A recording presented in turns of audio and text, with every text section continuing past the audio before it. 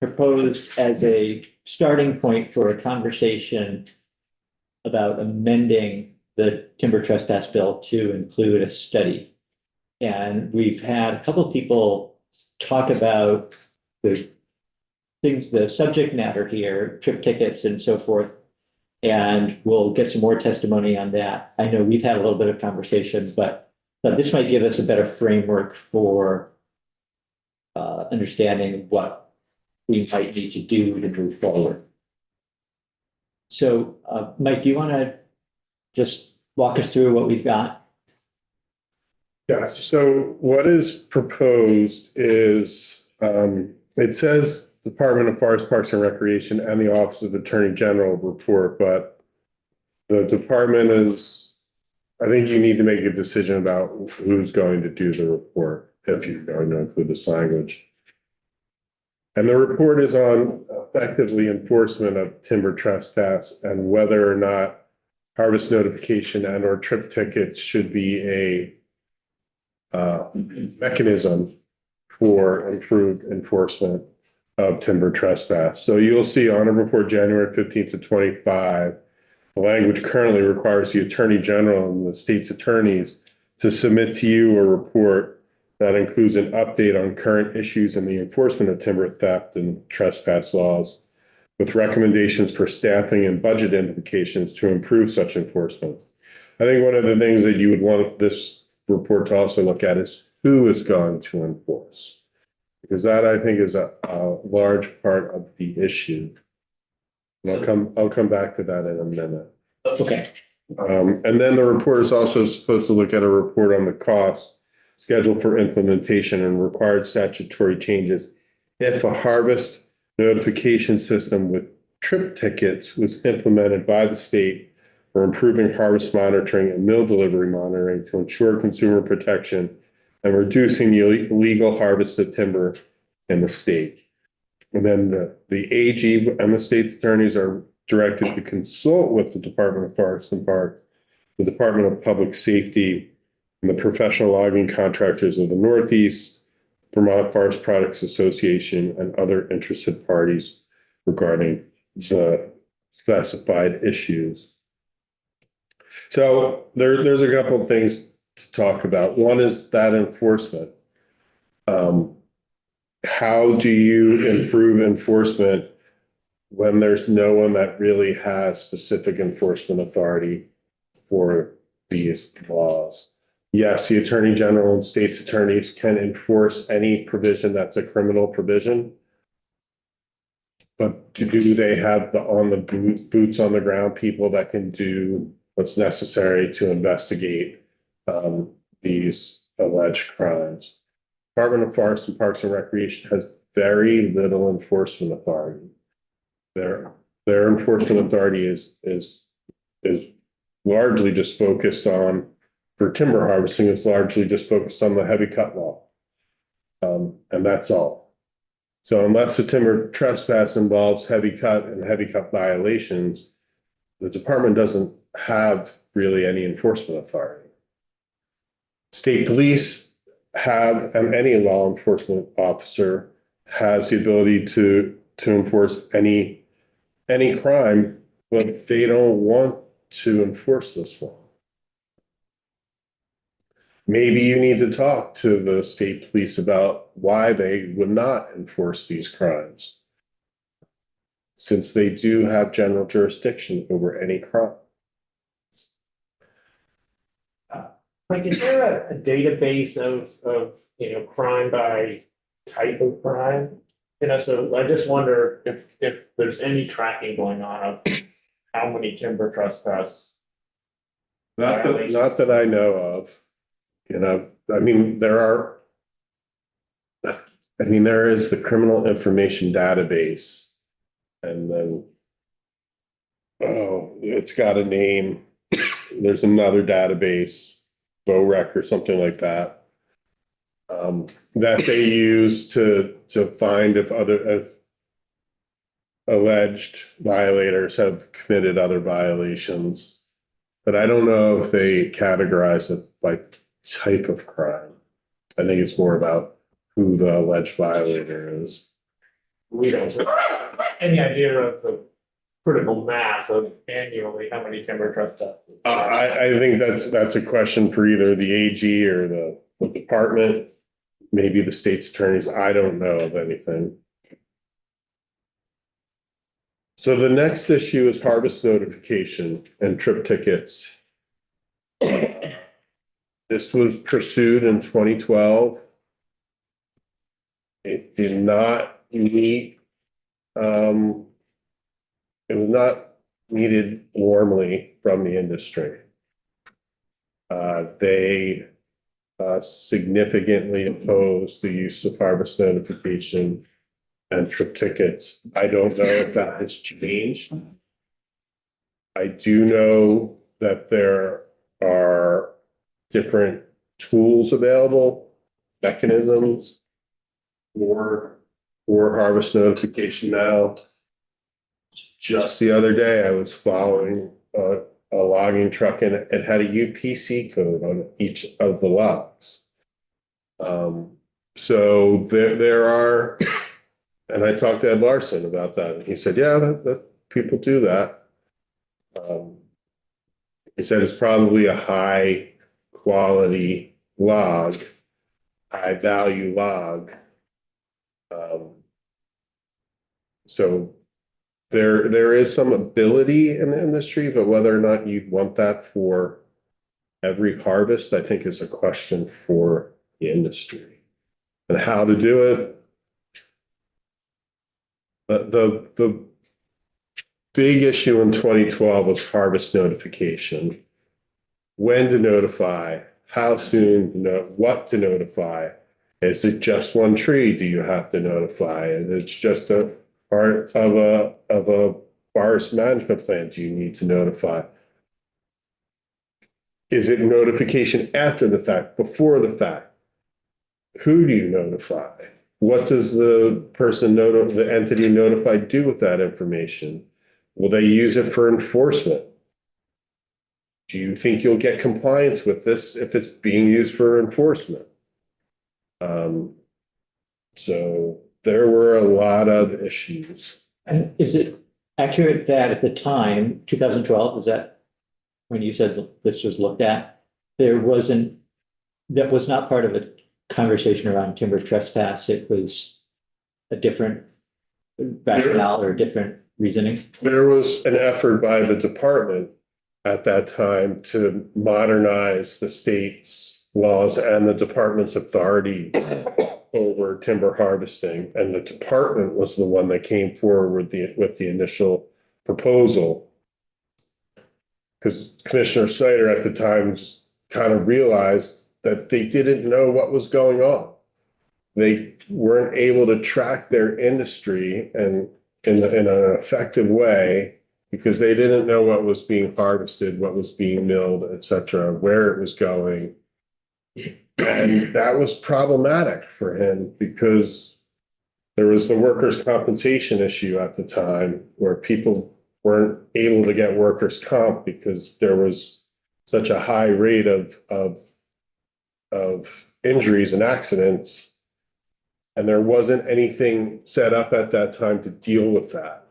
And so there was a point where there was a threat that the industry was going to lose workers' comp. And so the department was like, we got to do something about that. And I can go deeper into that rabbit hole if you want me to. But and then the other thing was, well, how do we know what our industry is doing? How do we quantify it? How do we say that we're an important part of the state's economy so that we need support when there is something like the workers' comp issue? And they could only extrapolate. They don't have harvest, true harvest information or where harvests are occurring and what's moving through mill. They don't have that. So this would give them a lot more insight into the whole entire thing. So, Chad. Yeah, thank you, Mike. Some thoughts about this is an FPR and Attorney General's office. Well, right now, it's just the Attorney General and the state's attorney doing the report. They consult with FPR. That was part of the discussion about whether FPR should be the one doing the report. Yeah, there are a couple of things that I appreciate weighing in on. And that is, and I'm talking as a experienced timber harvester, certified master logger. And I am not a member of the PLC of the Northeast, but I have a pending application for that. So I have been an active advisor to the PLC of the Northeast for a year. And we share the same concerns as witnesses and the general public and all interested parties to see timber trespass snuffed out and timber theft specifically. So, but we have been frustrated by the complete failure of enforcement. And we think it's more, I believe, which I believe others in the PLC believe it would be more effective to have either the Attorney General's office or other collective interested parties come up with the process of enforcement, what we need to do before we willy-nilly, I showed some trip tickets to from the Lamel, say, well, we're going to add that and we're going to add notification. I personally, trip tickets help me be more organized and effective. Notification is a rabbit hole that we definitely resist until we have a path for fair and timely enforcement. So I would focus on that request with the Mahali bill that, you know, either pursuant to that would be urging an effort for interested parties to come up with enforcement. Your idea of bring the state police in and say, why not? What tools do you need? You know, so that's just one perspective. And historically, I can tell you, I'm on the record, I represented the logging industry in the Commonwealth of Mass when the Nature Conservancy and the Harvard Forest, when they first adopted a Forest Cutting Practices Act. And that was a long time ago. I mean, it could have been 45 years ago. And that was supported.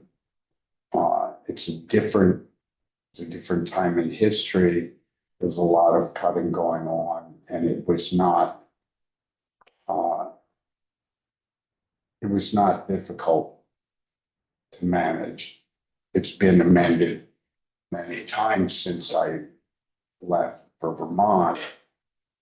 And one problem, particularly in this time in history, has to do with the hostility toward timber harvesting by some activist organizations that if you send a notice and they have a right to appeal, which has happened in Campbell's Hump, it's happening down in Coolidge Forest, it's happening in proposed management plan. All these are FPR initiatives. They're all being stopped in their tracks.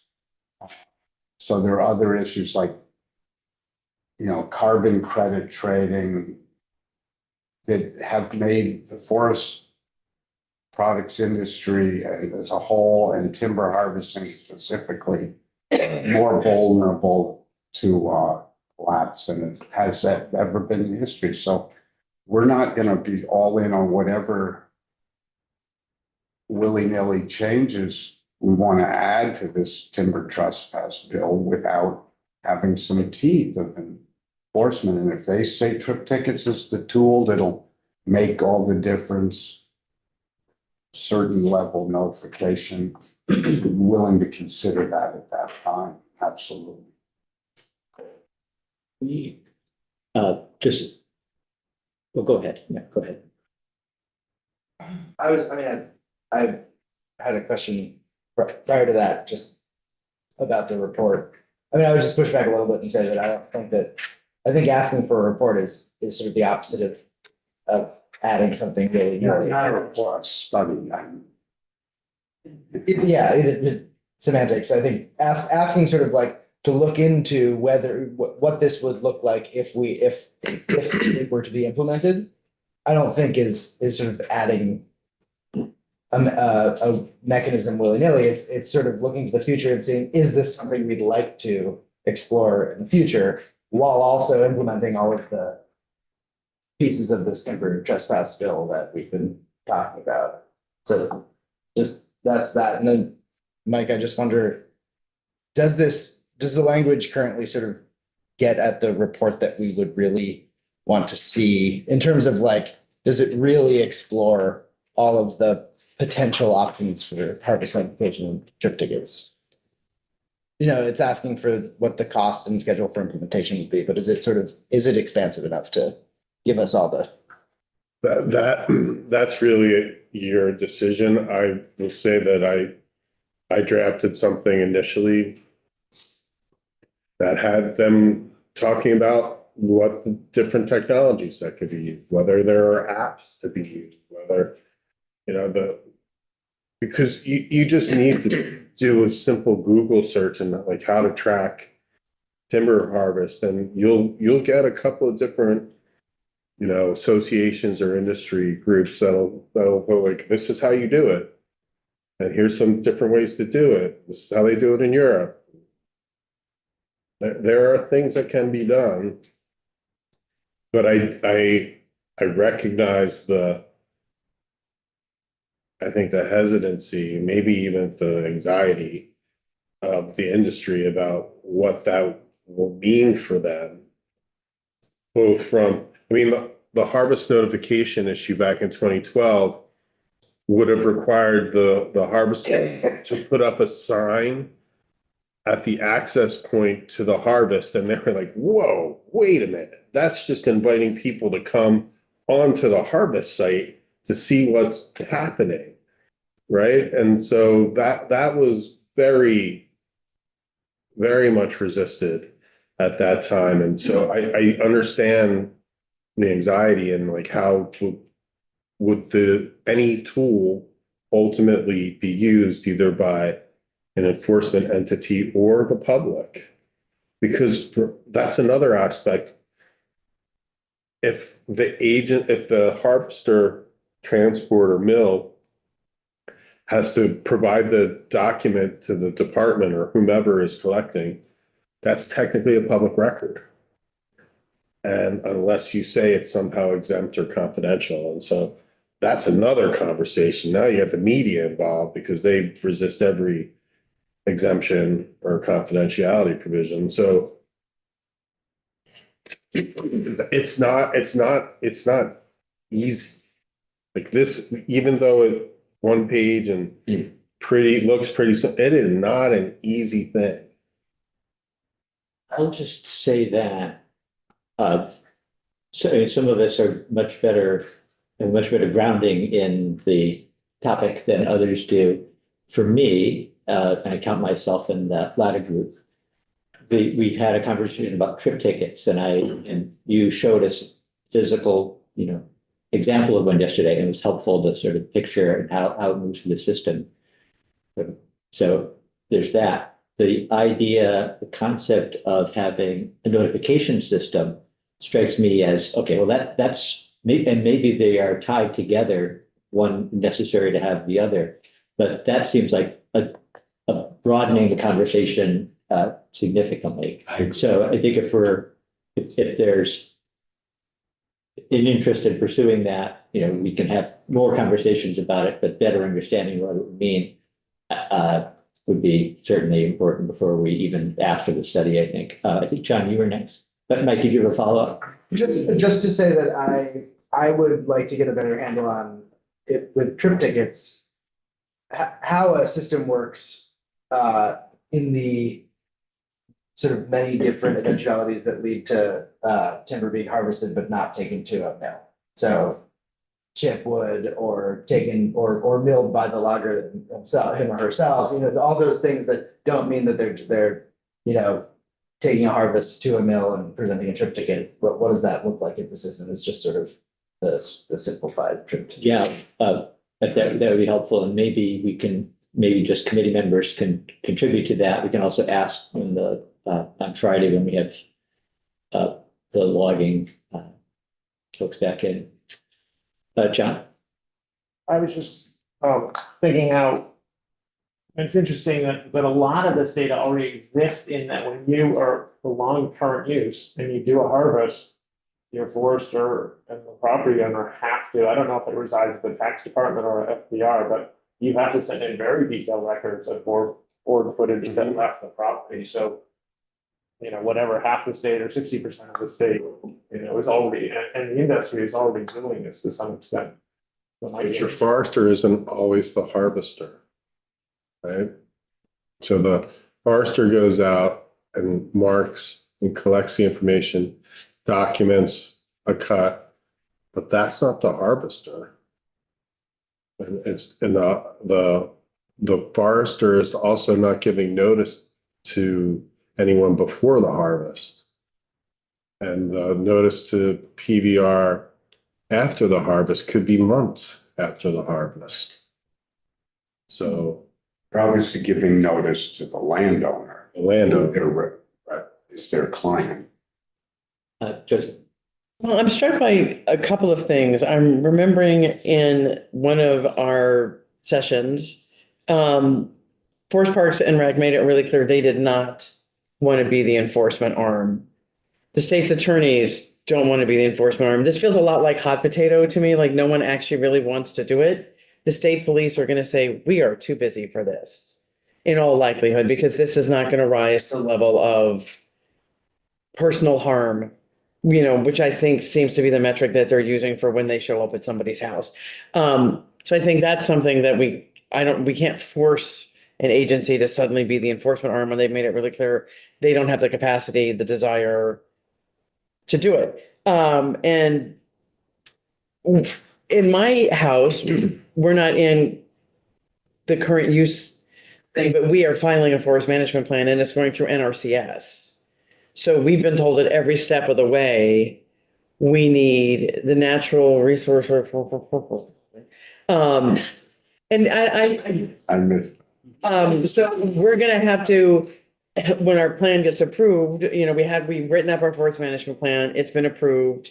We got the money for that, and now are we gonna be able to enact that plan, which does involve cutting a fair amount of our woods, which sadly have no value, it's just scrubby trees.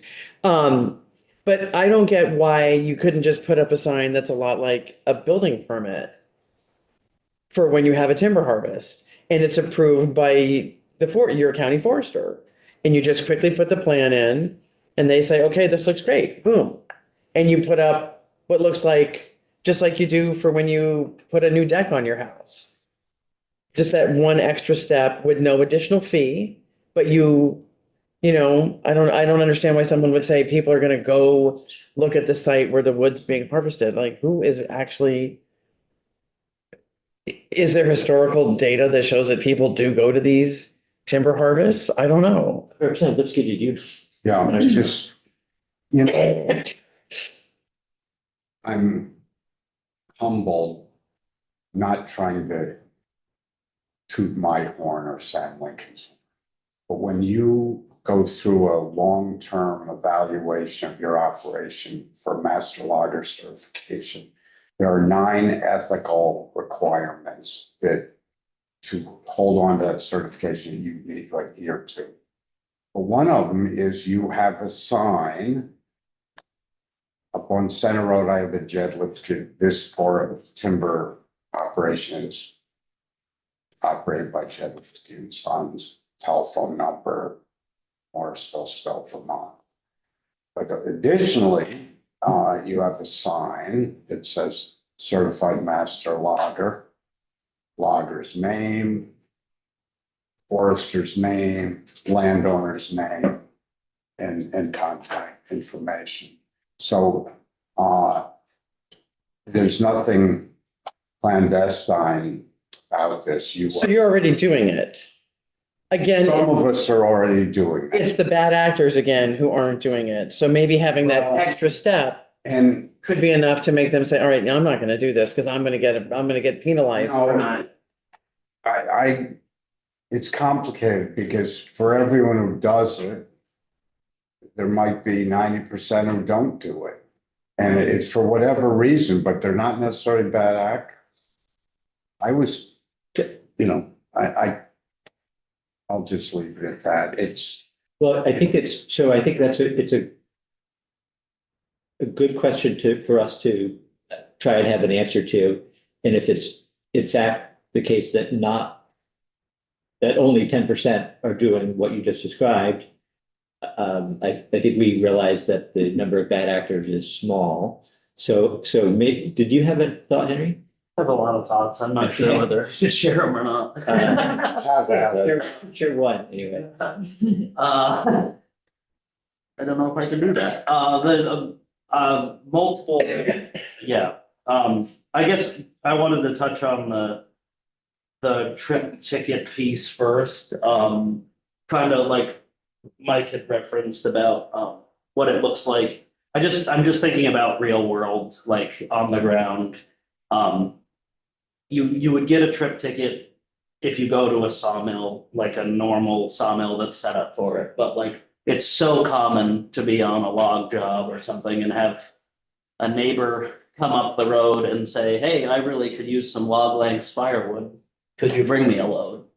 Like, well, if you're cutting hardwood or to have somebody that you know with a small portable bandsaw that wants to cut out some wide pine, and they're like, oh, if you got some pine on there, I'd like that to come to my place. And like to try to make that a system that's really accountable I think would be really hard. And also with any new rule, there's a way around it. Like it would be so easy for a logger to be, if they were not actor, to be cutting someone's property and send a load of wood from that property and say it came from their own, I mean, many loggers own property that they're also cutting on.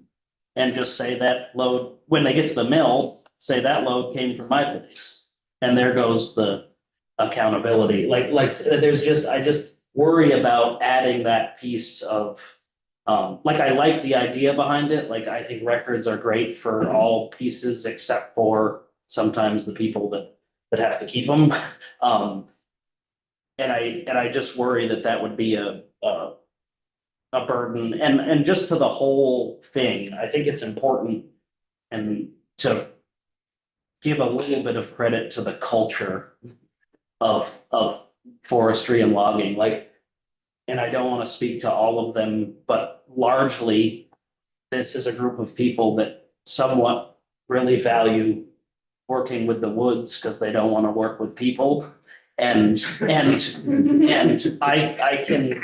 have a lot of respect for that in some elements, and they don't want all of those little pieces. They just want to do, there's so many guys out there with, a cable skidder that work alone, that just go to the wood. They're great people that do a good job. They work individually with landowners, and adding other pieces to it is just going to really, really disrupt their purpose or the way they do things. And I think that is important in these conversations, to think about that.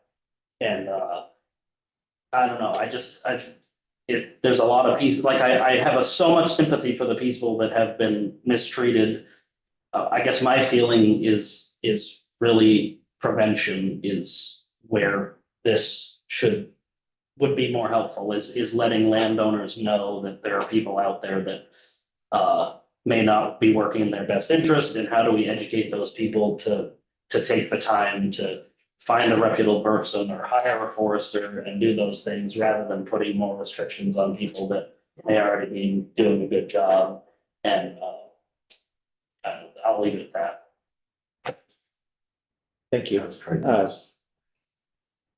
Mike, I know at some point you need to I have to be in Senate Mag at 11:15. Okay, Representative Templeman and then Representative Wilson. So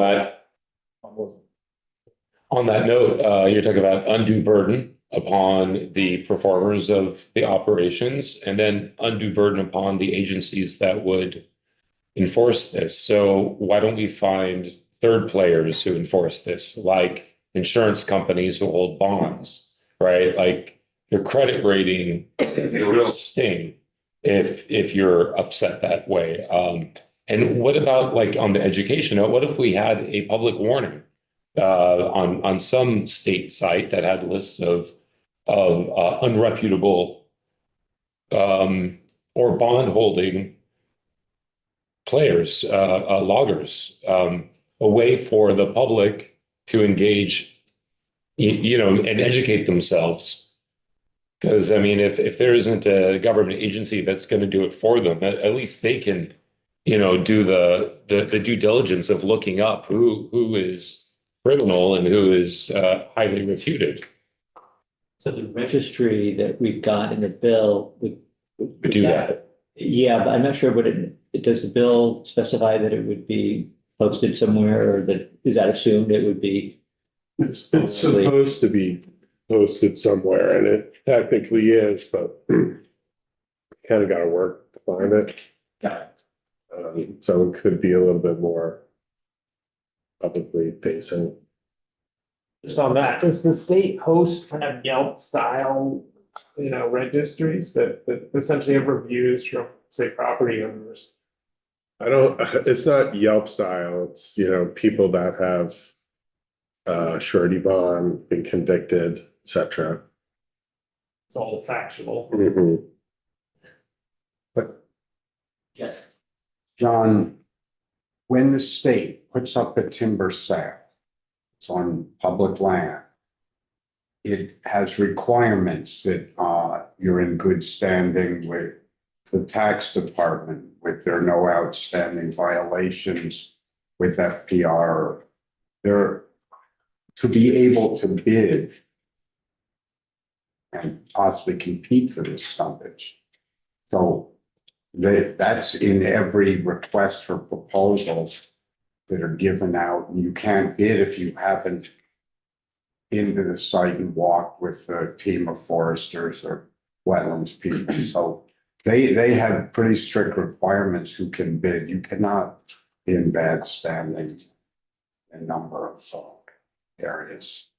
Mike, I think you suggested the other day when we had a couple of questions that possibly your colleague who works with the Judiciary Committee would be someone who would want to check with. For the seizure and forfeiture, Yeah, who is that? and Novorosky. Okay, Big Ben, know them well. we have another topic at 11:15, and we're only going to 11:45. So if anybody's got any other questions for Mike or any thoughts right now, if not, we can take a short break before we move into that. But I think this has been helpful just to get the conversation going, and we will have more testimony tomorrow and Friday.